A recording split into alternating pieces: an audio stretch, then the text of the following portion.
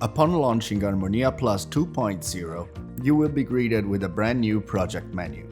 In this menu, you will see that we now have two options to choose between: live sound or install mode.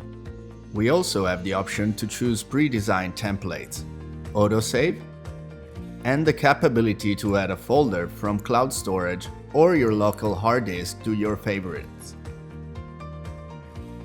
Within the Workspace tab of ArmoníaPlus 2.0, we now have the capability of having multiple workspace views for both amplifiers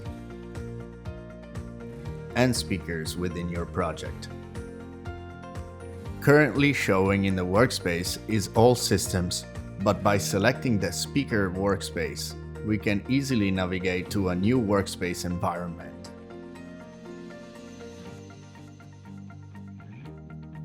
This is an example of an auditorium workspace view.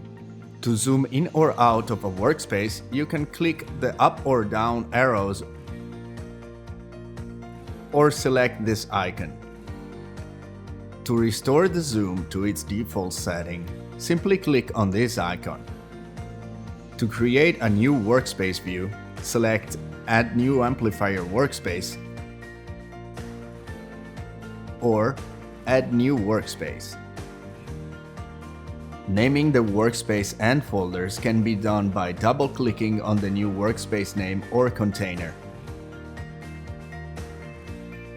Lastly, we can now create global groups, advanced and basic, from within the Add tab, and assign these to any loudspeaker within a workspace,